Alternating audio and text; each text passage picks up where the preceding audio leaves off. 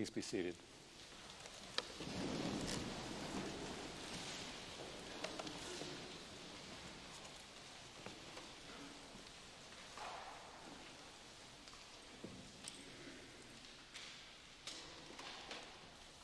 I have a question for you. Do we really have free will, or is our behavior somehow predetermined? That actually sounds like a question right out of Philosophy 101, doesn't it? And it is that. Exactly that. And in light of what we just heard in today's gospel, the question merits some consideration. So, I'll repeat the question. Do we really have free will, or is our behavior somehow predetermined? If it is the latter, and we are pre-programmed by God, or by the devil, or by impersonal forces within us, then there's really not much point in talking about sin. And we might as well cancel the season of Lent. Now, if you were hoping for that, well, I'm sorry to tell you, we've already started, so we can't turn back now. Well, in other words, if humans lacked the capacity to choose freely between right and wrong, then there would be no philosophical justification for holding anyone responsible for anything they did, good or bad. But Christian tradition has always affirmed that humans do, for the most part, have free will. And we assume that that would have applied to Jesus as well, who himself exercised personal freedom in making his various decisions. That means, of course, that Jesus must have been free to respond rightly or wrongly to the temptations described in today's gospel. And that makes me wonder. It makes me wonder. What if Jesus had reacted differently to those temptations? Or, maybe to put it differently, what if there had been a parallel universe with its own parallel Jesus? Could there have been alternative outcomes that contrasted with our gospel accounts of the temptations? By the way, I'm not at all proposing that Jesus should have or might have acted differently. I simply wish to explore what the implications would have been had Jesus instead given in to those temptations. On the surface, the first temptation seems the most trivial. Jesus is famished, we are told, and so the tempter cunningly urges him to turn some stones into bread. Had Jesus done that, he would have discredited himself by behaving like, well, what we might call a self-serving magician, a conjurer who produced a simple meal that could just as well have been gotten by some other means. And for that, there was no need for magic to do that. And even had he refused the next two temptations, he would already have sabotaged his mission by acting more like a stage performer than a prophet, or a Messiah, or a compassionate Son of God. Then there is the second temptation, which, though more complex than the first, is likewise manipulative to the core. While the previous temptation seductively offered something from nature, the stones namely, something from nature as the target of exploitation, the second temptation instead identifies God as the object of exploitation. The tempter here makes a rather silly suggestion that Jesus recklessly throw himself down from the top of the temple.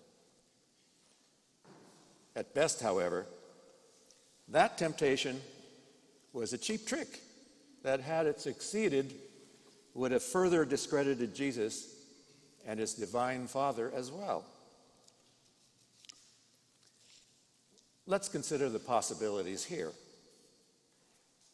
Had Jesus jumped, it would have been one way of saying to the Father, if you are really God, and if you really, really, really, really love me, you ever heard that before?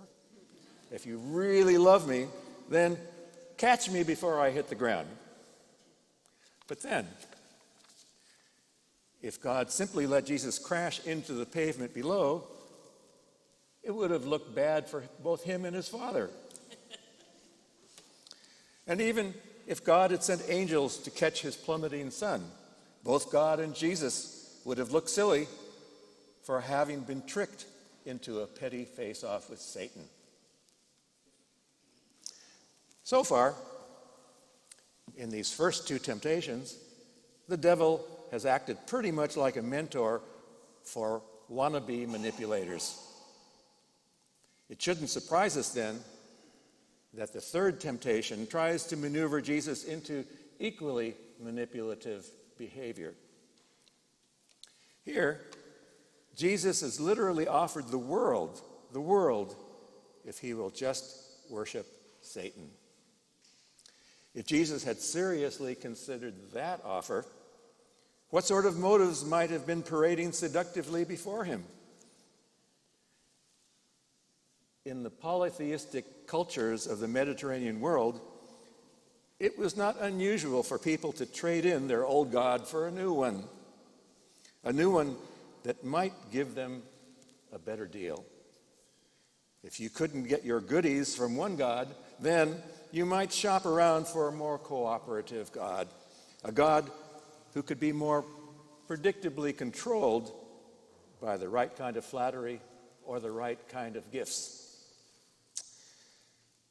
That's essentially what the third temptation is proposing, that Jesus could get worldly power and wealth if he simply flattered the devil by worshiping him as an alternative god.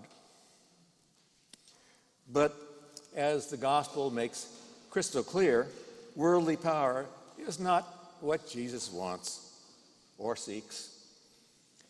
It is not what motivates him, and it should not be what motivates us.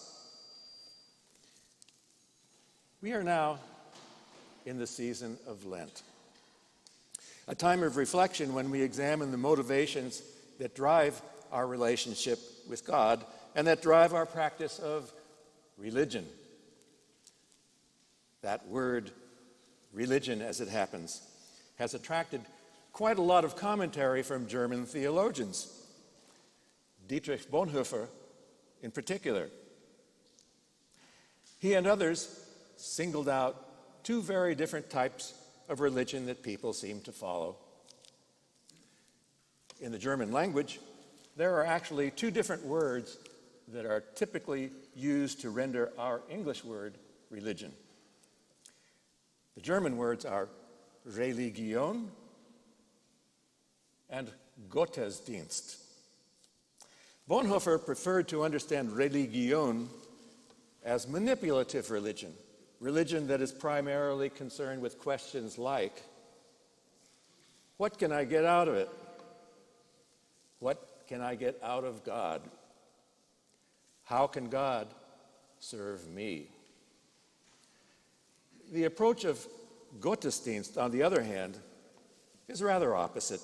And by the way, the expression Gottesdienst literally means the service of God.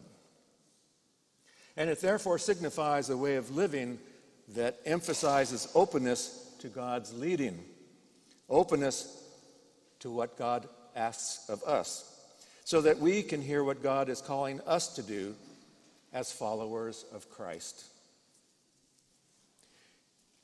Increasing our openness to God, to God's ways, and to God's revelation is actually the whole point of Lent. In today's gospel, for the first Sunday of Lent, Jesus is portrayed as our true role model, a role model who, in spite of the tempter's best efforts, stays true to the spirit of Gottesdienst, the service of God. Let us follow his example.